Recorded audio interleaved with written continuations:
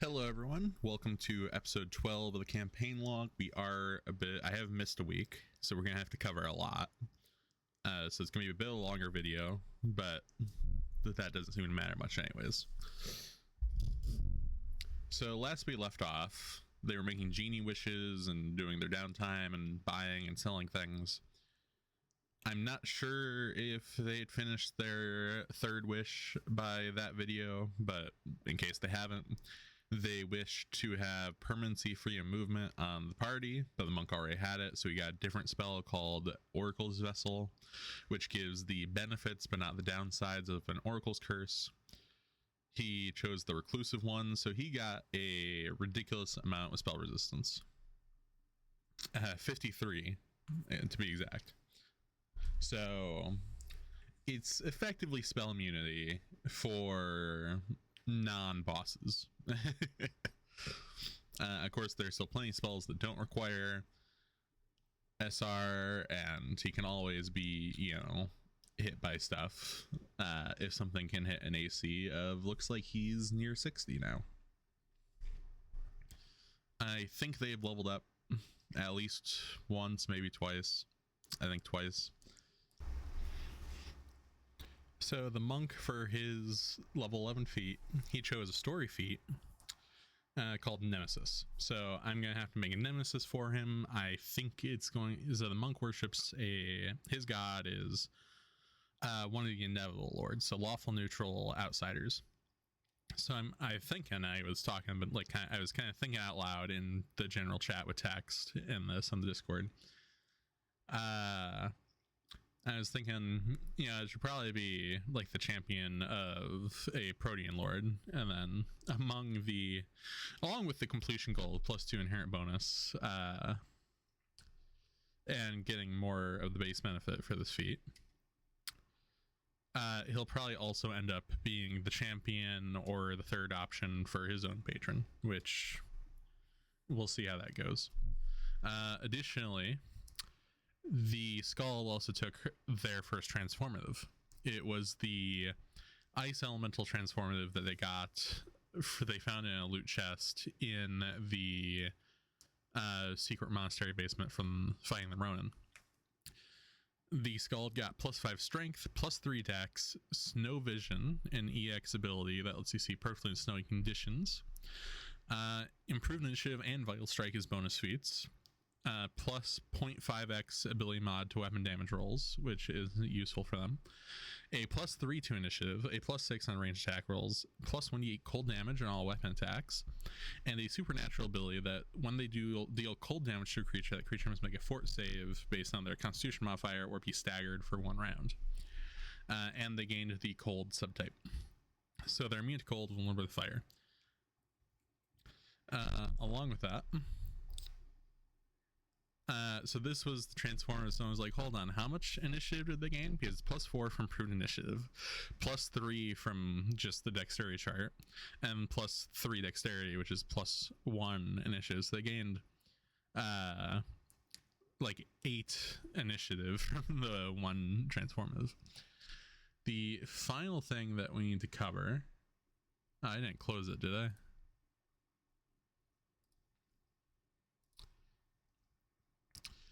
Is this thing, a Tear of Nuragal. Now technically I think this is lore to Golarion, the official Pathfinder thing, but the point is, Joseph can make these things. He can make oozes. So symbiosis abilities. This ooze can have a symbiosis. Basically, he's turning into Venom from Marvel. He's got this ooze inside him that he ceases aging. He is sustained as if he's wearing a ring of sustenance, so he doesn't need food or water. Becomes sterile and gains the fire subtype, spell resistance 17, and telepathy 100 feet. Along with the spell-like abilities. Based off the alchemist's charisma score. So that's gonna be fun. I think he's got one for each of his clones as well. So at some point in my GM notes, it's like, oh yeah, I should figure out how old I'll figure out their maximum ages, roll some dice. And now in those notes, I have next to Joseph stopped aging in 7774 at age 38. So yeah, the alchemist is making as many moves as Vac is, just they're a bit more base piezo and somehow even weirder. Fun. They haven't changed too much. They're still just going. Vac still is taking Moral Usher. The monk's staying a monk. Everyone else is doing their thing. But Joseph has done quite the fun stuff. So he, I believe, has taken leadership or will be taking it. Yeah, so he has a missing feat from level up. So he's going to be taking leadership. Additionally, he grew 5 duplicate simulacrums, which I did not know what that meant. I know simulacrums. I've used them as enemies, but I don't know. Apparently, alchemists can make doppelganger simulacrums that are soulless duplicates that can project his consciousness into. Basically, he's got extra lives. It's now a Mario game with an extra life counter in the corner. He hasn't told anyone else that he's doing this. Although apparently he's at half health for it. So instead of reducing the max health of his sheet or making another sheet for his simulacrum, he's just been keeping himself at half health or lower. And everyone's been able to see his health bar. So yeah. He's also been carrying around a coffin, or I think he hired hirelings to carry around. I assume he hasn't told me what's in there. I'm pretty sure it's his original body, or perhaps just another simulacrum. In case one dies, he can just pop the other out. Another thing he did, they also turned in the Holy Avenger of Nereus, the goddess of giants, to her temple in the south. And they got various boons. The monk and Vac both got effectively Juggernaut Pauldrons as their boon. So they go and pop open their sheet. Their ability sitting there is just +4 to CMD. They have ferocity, so they don't fall unconscious from hit point damage anymore. They keep fighting at negative 10 hit points until they die. They got Enlarged Person as an at-will spell-like ability, and Deadly Juggernaut as a 3 per day spell-like ability, with the ability used as an immediate cast time if you kill an enemy. So effectively Juggernaut Pauldrons, the item. That's what they asked for. Everyone else, I believe, got 5d6 electricity to all weapon attacks. Joseph has also become immune to poison, so his alcoholic ways are stopped. He can no longer be alcoholic. The monk took another transformative. A willing Gestalt pixie, and then some other fae that I can't pronounce. Gestalt transformative. He basically took a bunch of pixies on a tour of the world map all the way to the Dwarven Citadel and back on foot, because he can run ridiculously fast. Most of the random encounters he could run away from, and then I think there was like one merchant who wasn't particularly impressive. But he got some dexterity, a little bit of intelligence and charisma, a bonus to initiative, bonus on range attack rolls, which he doesn't make, bonus on stealth. He got an ability to, once per minute before he makes an attack roll, increases critical hit range by 1. He's got pixie invisibility, which is the main thing he wanted, so that he just is basically permanently invisible unless he doesn't want to be. It's effectively a ring of greater invisibility. Then he also got a fly speed of 60 feet with pixie wings, and he can sprinkle fairy dust and others once per day per charisma mod, which I want to say is 0, even with the boost to charisma. So he can't do that yet, but it gives people a magical 30-foot pour fly speed for an hour. And he can make special arrows that he will likely never use. And the DCs for them scale off of charisma, so the DCs are really low. But across this transformative, he got a +4 initiative, +3 to initiative because of the +6 dex. And then I think, yeah, so he got like +7 to initiative from this thing. I feel like I'm missing something. Were there feats in there? Or is that the... No, that was the other transformative. Because Vac also took another transformative. A tier 1 Willing Gestalt Vanth Isobach Psychopomp. He got +6. No, that wasn't the one with all the initiative. No, it was, yeah. So he got +6 Wisdom, +4 Strength, +3 Fort Saves. Pounce, so you can make a full attack and a charge, which has made him devastating. He got the Reaper's Scythe ability from the... I think that's the Vanth. So that was neat. It's not particularly useful, but he wanted it. He made a double deal for it. He got the Cleave Feat. He got his Spirit Sense Soul Sight thingamajig got increased by 20 feet. He got the Knowledge Check bonus for hit dice.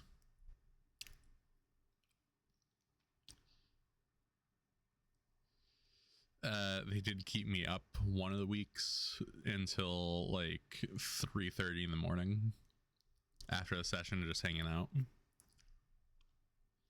which messed up my sleep schedule a bit, but it was worth it. Those guys are fun. Yes. They also... now to get on to some of the story they did. The session before last, the one I missed making a video about, because everything else they did was after that session. If we go ahead and go to here, this map wasn't really used. It was more just for image. I could have just posted the image in Discord now that I think of it, but I don't think I did dynamic lighting anyways, so it didn't take much effort exactly. But it was basically a display. They had to sneak into a monastery in the city that was run by the church, because a branch of the cult that they're dealing with got, they basically taken the place over. The head monk here was one of the top tier guys of the patron the cult is worshiping, Pestilence, and he has a few monks and a few cultists that he's training as Pestilence monks, and they had to sneak in and deal with it without alerting any of the other monks and without making a scene for like the news, or which I guess would be the communications guild that runs the news.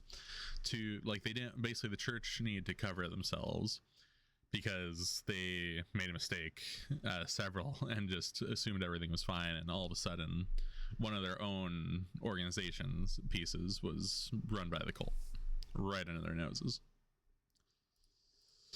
No, I just have to find where I put the secret monastery basement where they were fighting.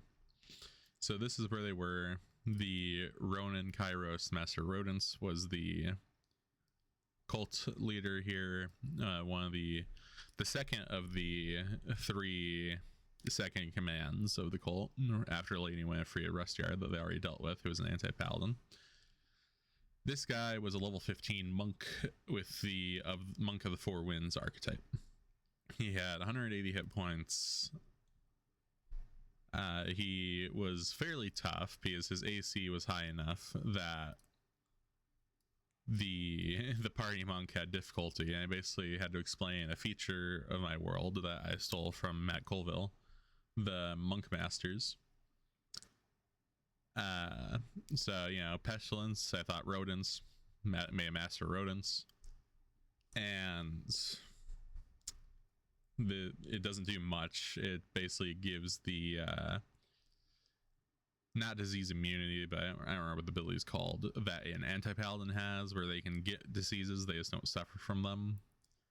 It increases the DC of diseases carried by the master, increases the dark vision a bit, and applies the fast movement class feature to climb speed, possibly granting a climb speed if they don't already have one.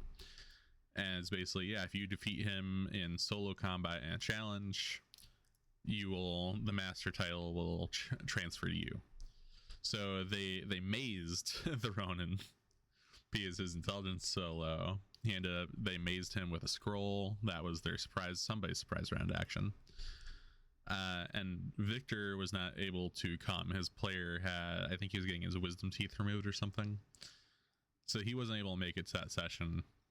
So he is currently 2 XP behind the rest of the party. So we'll see what he does to make up for that later. He hasn't done it yet, I can tell you that much. And it's likely he won't do it during their current adventure because the whole party is there. But they dealt with all the cultists and enemy monks. They knocked out 4, killed the other 4. And then when the Ronin got back, the monk in the party challenged him to the duel. Which part of the way the duels work is it removes all buffs cast by other players. So most of the buffs are him using wands on himself, so he got to keep them. But he was so unlucky in that fight. The Ronin kept just knocking. He hit him once, I think, and he was at half health. And it's because the party monk, Zarelius, his thing is he trips people and then does the vicious stomp stuff for an AOO. But the Ronin here, because of his archetype, has the ability to slow time at 12th level, replacing the abundant step class feature the monks normally get, which lets him spend like 6, I think, key points. Yeah. And he gets 3 standard actions, and he doesn't provoke attacks of opportunity with his move action. So he is able to stand up from prone without provoking attacks of opportunity, and then make 3 vital strikes. And while he did miss most of his attacks because he had a plus 34 to hit, so I think he needed like a 15 to hit.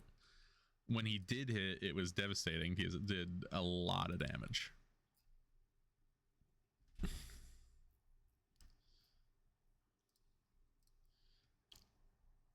So he knocked him unconscious, so they were able to take the Ronin as a captive.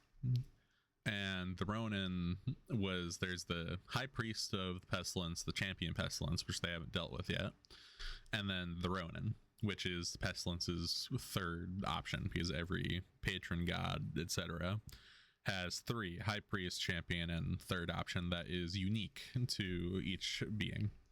The Ronin, in this case, is Pestilence's. So they dealt with him. They got not as much loot, I don't think. If I go to the loot page, their split should still be... Yeah, it was only 60,000 each, this split. Not nearly as much as the Tomb of Horrors gave them. But it was also a 1-room dungeon with not much fine. They got a scroll that had Breath of Life and Raise Dead on it, so they've kind of been having that as like, we could just use the option of sacrificing someone and then use the scroll.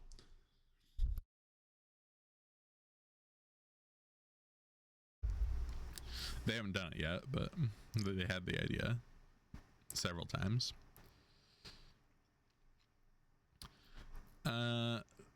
Zarelius then had Joseph start making knowledge checks to find out who the other masters are, because he wanted to collect multiple master points. And he and Vac had asked me to make a list of all the monk masters, so I made a Google Doc and wrote them all out. If you want to read it, here's the first page. Pause the video and read it. Covers the first 3 and a note about all of the masters being able to detect each other when within 60 feet. Here are the next three masters. Not quite. There we go. Go ahead and pause the video and read these.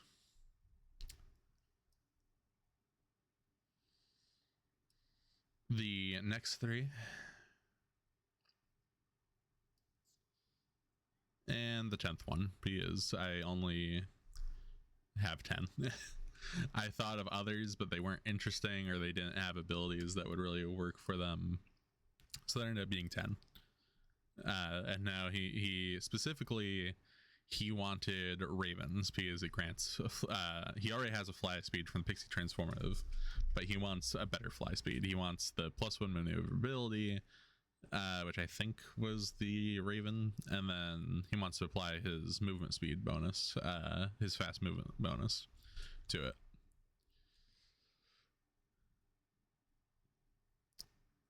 And then I pretty much made the decision, you know what would be fun? What if we made the Master of Ravens that he's looking for his old master, his teacher? Yeah, I was queuing up for, you know, student becomes the master, sparring match type of thing. Turns out, no, Zerelius would never fight his teacher.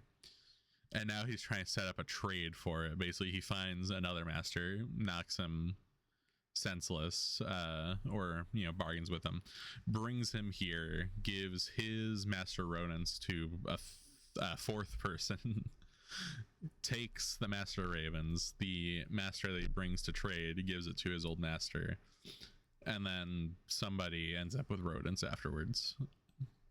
It's basically, it's like that episode of Futurama where they're swapping brains, where you need all the extra people, because all monk titles transfer in one match and there's no way to separate them, so they basically had to get a fourth person involved, so that way they didn't somebody didn't end up with all three on accident, because they wouldn't be able to split them apart at that point.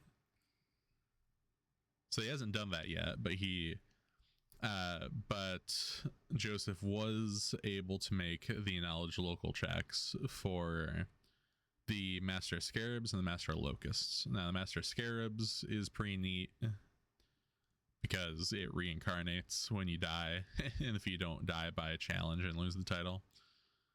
So, and Locusts lets you turn to a swarm a bit, and it's really powerful. So both those are the ones that Zerelius' master was interested in, you know, trading for Master Ravens. Then it took a while because Joseph didn't respond in Discord about it until last session. That basically they were in session, and Zerelius is like, hey Joseph, can you make these you know, really high DC knowledge checks for me? And they found the Master Scarabs. If I head over to the world map, didn't mean to activate it, that's fine, is down here somewhere in the Infinite Desert. I think I told him the capital because that's where he is. He is basically just a guy, doesn't even really do a lot of monk stuff anymore. Easily defeatable in combat, but he's gonna have to, like, not challenge him and just bring him, you know, basically kidnap him to Freehallow. Which, you know, as long as neither of them declare a challenge, it's fine. And I doubt the Master of Scarabs is going to declare a challenge. It's not his thing, and he's not gonna be able to figure out that they want him for the title, but not for the monk that's with them. Vac also asked about, you know, do you actually have to be a monk to become a monk master? And I was like, yeah, but you only need one level if you want multi-class further. But you have to be lawful, of course. So he is now even more than before looking for the Mythic Beyond Morality ability from a transformative, and he has used knowledge checks and his connections. His rogue follower that he has that's with the river rats, so they're in the sewers, he has located one, a mythic beholder that's in the sewers in parts that no one else goes to, that has some crazy followers. The way I described them, because he wasn't able to figure out if he actually had followers or not, but on a meta level, is like, yeah, you know, the homeless crazy guy that gives you a Plagueis' hip bone in Skyrim for when you deal with the god of insanity or whatever it was. The Daedra Prince, yeah, Daedra Prince of Insanity. It's basically his followers are kind of like that. they're not normal, they're a bit insane, mentally ill, and it's vile leadership, and it's not very much of it. So yeah, and basically between knowledge checks and I think pretty much just knowledge checks for knowledge and ability, and knowledge wherever beholders are. Oh no, he used a divination spell. The one, I think it was just divination, a step or two above augury, basically asking for advice on how to deal with it. And it's basically, yeah, this type of ego, beholders are egotistical maniacs. If you want audience with this guy, you're gonna need to just bring a gift to as part of your audience, and then after that you can begin bargaining for a transformative part from him. So he's gonna be doing that probably before the next main quest thing, I assume. We'll see when he gets around to it. He's also looking into a Gestalt transformative of, I believe it was a Dire Lion, and what was the other part? It was something ridiculous. A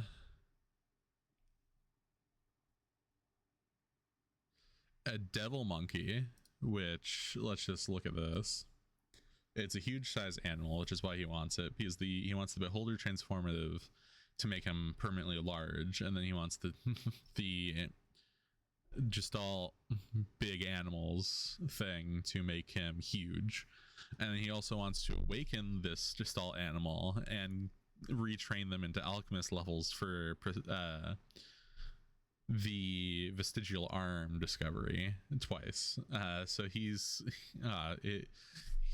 doing a lot of nonsense to get this done, and he's going to be, I believe the way he's doing it is he's going to be taking the transformatives in the utopian market on the plane of law, by making deals with powerful inevitables instead of devils, because it's, devils are evil and he'd rather not.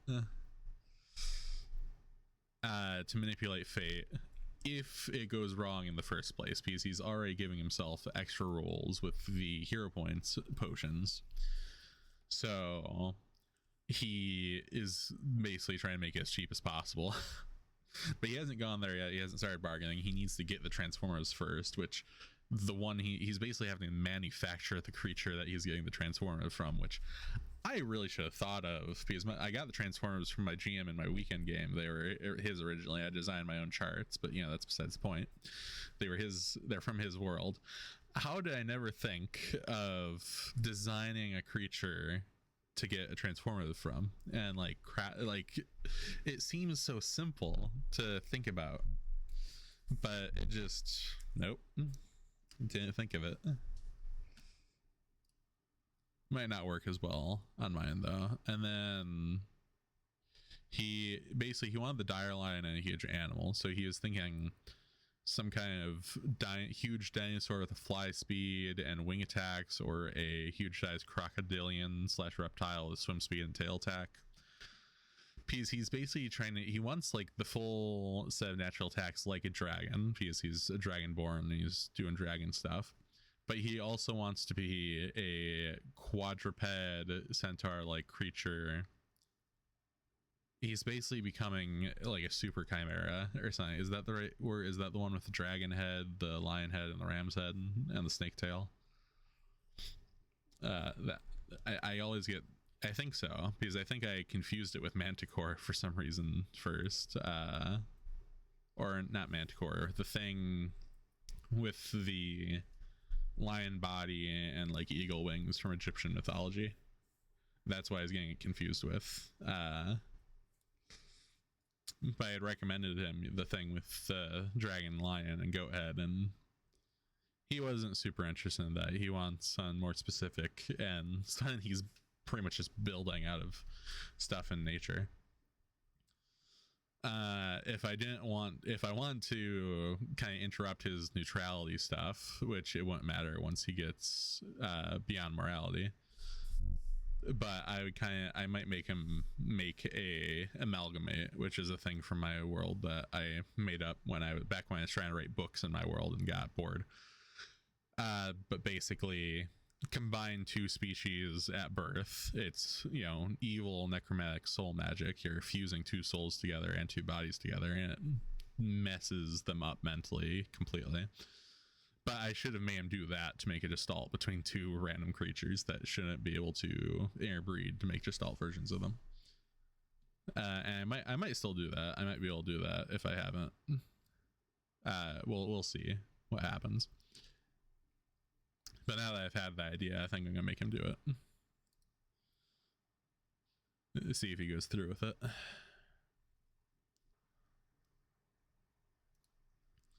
So for their next adventure, they decided they wanted to go after the treasure map to the north. Under the frozen ocean. So I put together a little brochure for a cruise. Travel to the Frosty Isles, one way 2 to 3 day cruise on the frozen seas.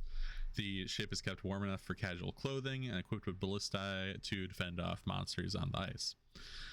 There was peasant class, which was 2 silver, so it's still expensive. Most peasants can afford it, but you know, they're on a cramped ship.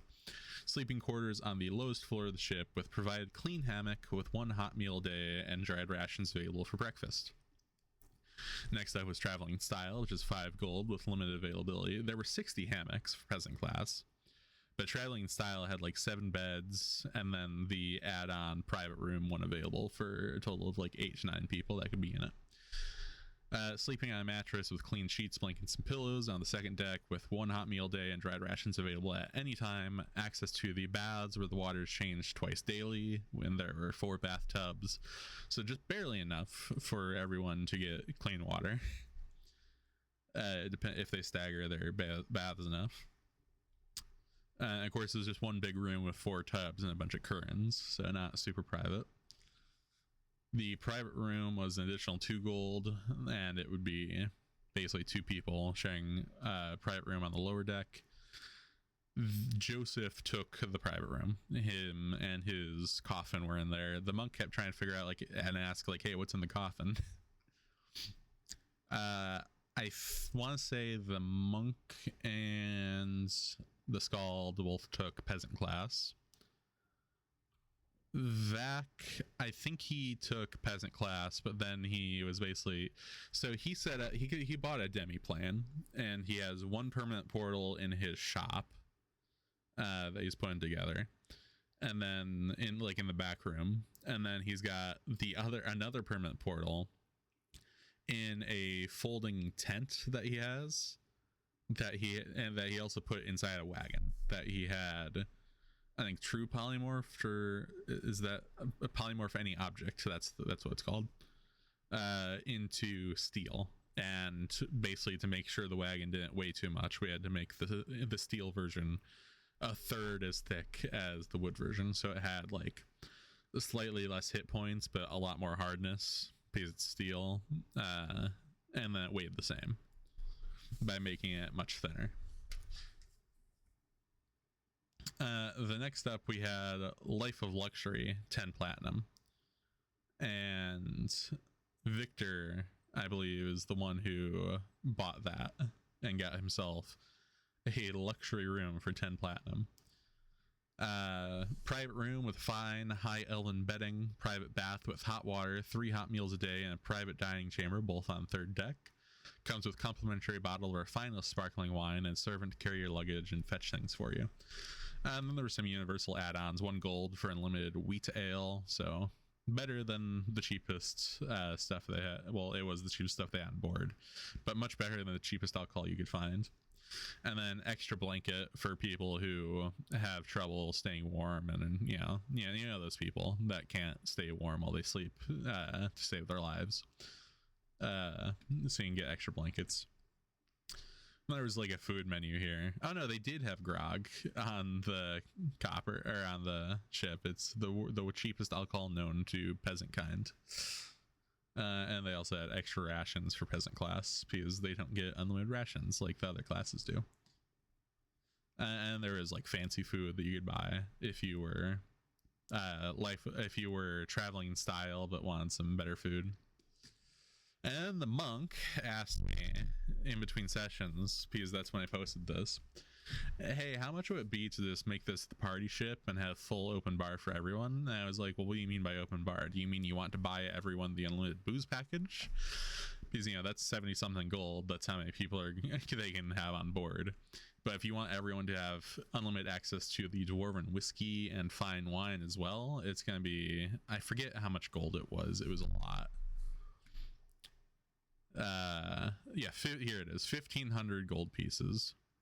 And he responded, I have deducted 1,500 gold from my character sheet. And I was like, well then, many people will be rolling on the blackout chart, including some of the players. I believe it was the gunslinger Victor rolled twice and he didn't get anything too significant.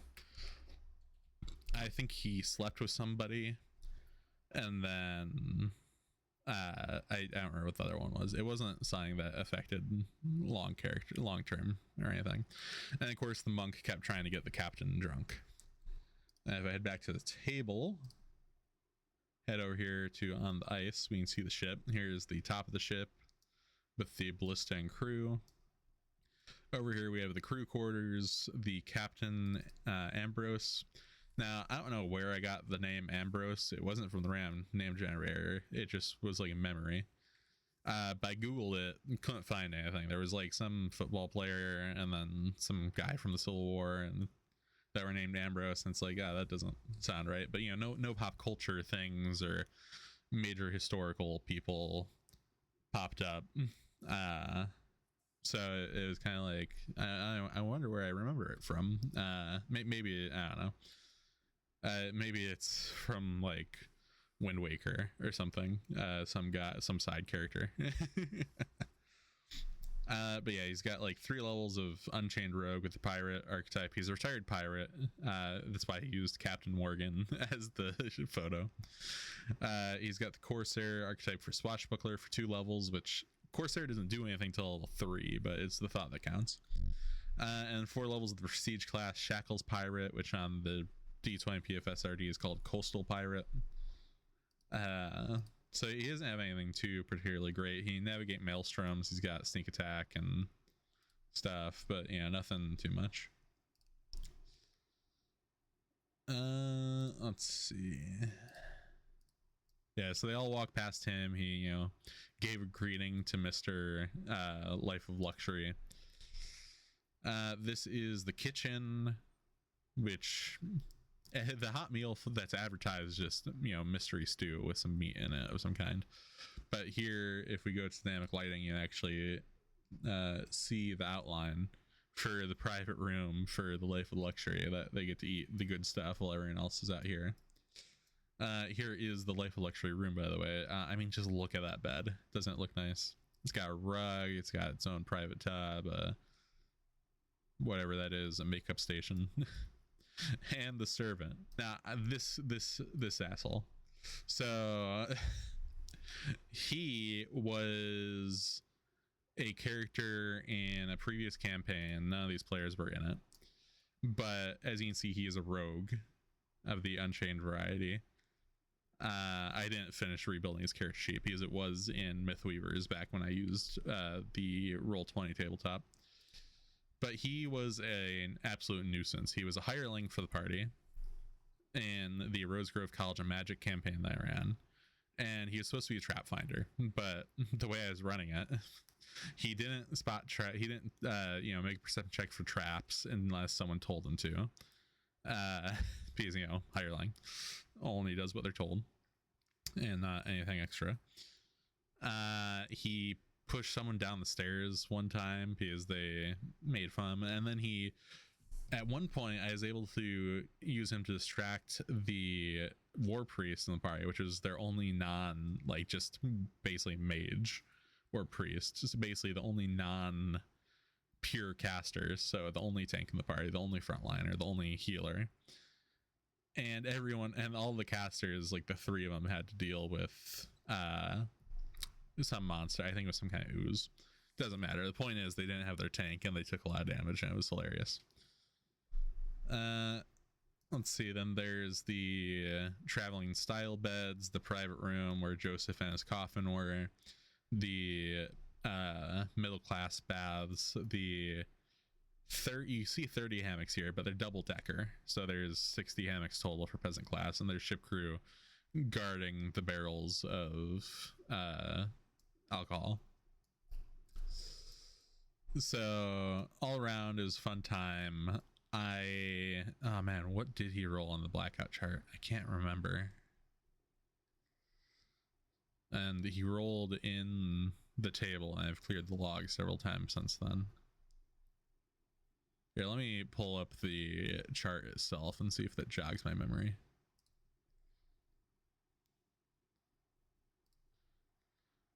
Here we go, blackout chart. Let's see, there was...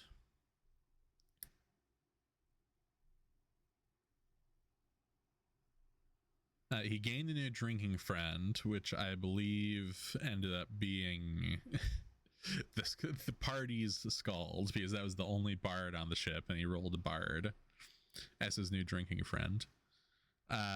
So he got a permanent +2 bonus to knowledge local about Freyhallow, and +2 when using influence to gather information in Freyhallow.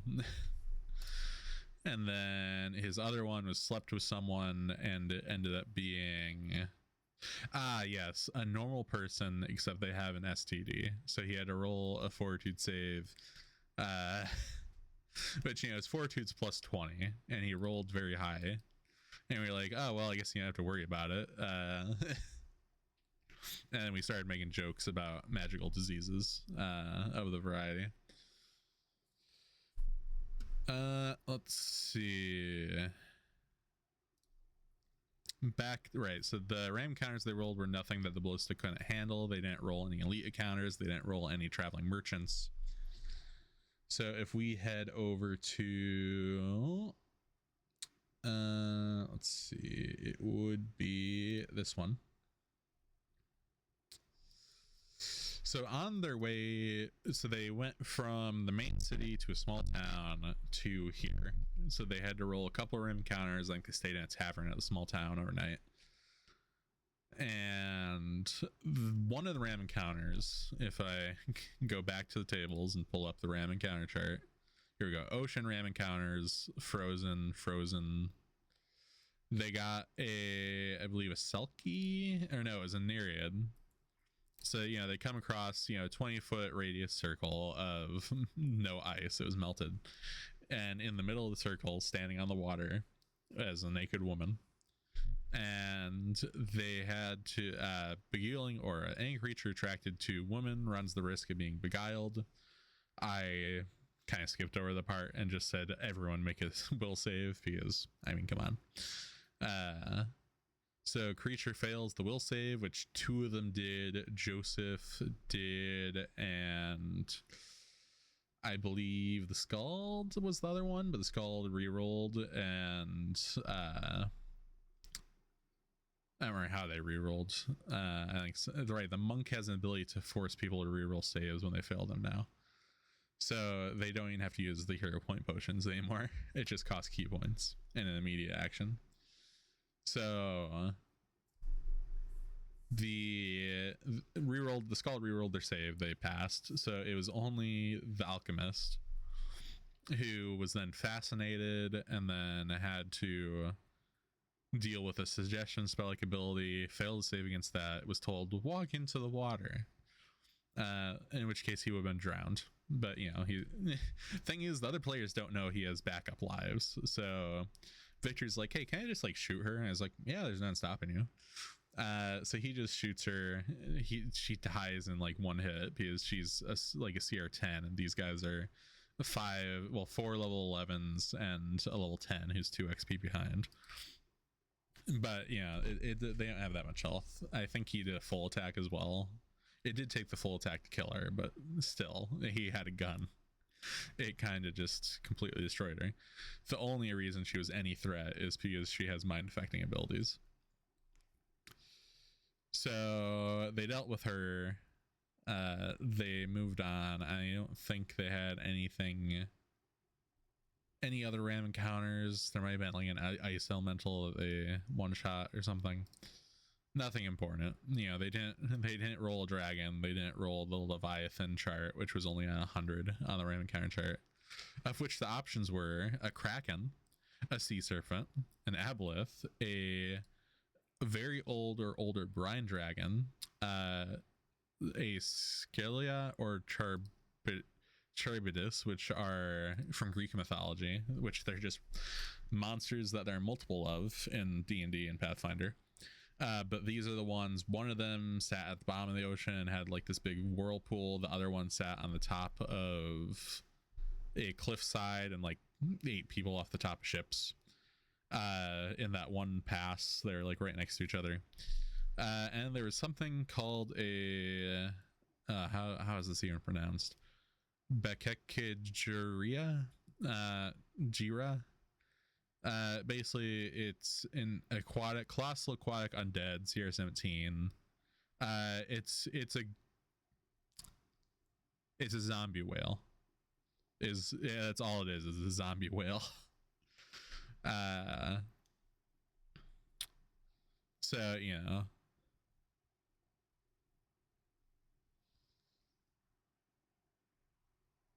yeah. But yeah, so they didn't roll that, so it doesn't matter. They didn't get capsized through the ice or anything. So they ended up here, and they had to fight a Shoggoth, which they talked to people in the small town. They decided this area was cursed. Not a very big area, but the exact spot that was on their map. There were no fish there, so they didn't want to go there anyways, so they just kind of avoided it. Turns out there was a Shoggoth here that was doing mutterings that was driving people insane, which is why the city here collapsed, because everyone killed each other. They didn't get too far through the city. They did the surface area. They dealt with that. And they went to the inner area, which I now have to activate again because I accidentally activated the overworld. And they came down here and then beelined it directly for the combat encounter. So they had to face a Crone Queen, which wasn't very difficult because the monk dealt with her. They had a Banshee that was difficult because it's incorporeal. And just kept messing with them, and Banshees are difficult. And then there's a Haunt that didn't really do much. It did a little bit of damage, but nothing serious.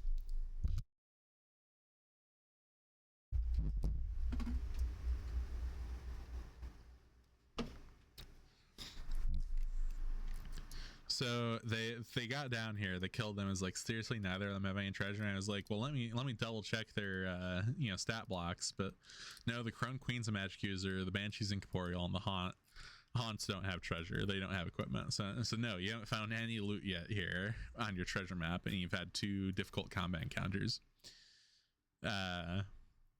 So they're like kind of a little disappointed. But like, there's plenty of loot here. They just haven't found it yet because they dealt with the surface combat, which was mostly a lore thing to explain why this place is abandoned and cursed and all that, and why no one's here and hasn't picked up the treasure. And then they went to the burial chamber and fought some undead. Like, if they go over here, there's a big room full of gold, which, let me go and pull up the document for this. It's like it's almost 24,000 gold, but there's layered greater glyphs of warding on the door, which you're not supposed to be able to layer them, but I thought it'd be fun to have a random effect go off, so I made a chart, and we'll get back to that when they touch it, if they fail to dispel it. And over here near these bookshelves, there's like some books, there's a scroll, there's and more importantly, this on the floor, an enchanting ritual, which originally on the map there's a big hole here, but I didn't want the hole, so I covered it up and drew some lines on it. And effectively, this is gonna be enchanting ritual for one of the school's magic, because in my world, the art of enchanting most items was lost a long time ago. Some have been rebuilt since then, but basically the only thing you can do is universal school magic, and then like numerical bonuses and weapons armor, and then like stuff where you're just casting a spell into an object, like wands, scrolls, potions. Magic rods and stabs are the only thing that can be crafted, without restraints. So all the wondrous items, except for ones based on universal spells, of which I am not sure there even are any, because all the wish items are like rings and the wish sword, the luck sword rather. So the wondrous items are basically uncraftable. And then rings are mostly uncraftable, other than the Ring of Three Wishes, and special qualities on weapons and armor are unavailable, except for the luck sword's ability to grant wishes, because that's just universal wish spell. The Rosegrove College of Magic, due to the last campaign that was in it, the one I was talking about with the hireling rogue that was a complete nuisance, one of the players, after they kind of uncovered a few of these rituals, because that was like the point of that campaign, was to bring the ability to enchant these things back into my world, because the whole reason that lore ended up there is because I started with 4th edition, which had magic item crafting, and then went to 5th, which really didn't, and then went to Pathfinder and just kind of kept it that way for some reason. But the Rosegrove College of Magic basically has a monopoly on enchanting special weapon and armor qualities, wondrous items, and rings. And so this is going to be Vac's chance to either share in that monopoly or spread the information wide and dissolve the monopoly. Which, if he does that, he's going to be making some very powerful enemies that probably aren't going to do anything about it, unless he shows his face at their college.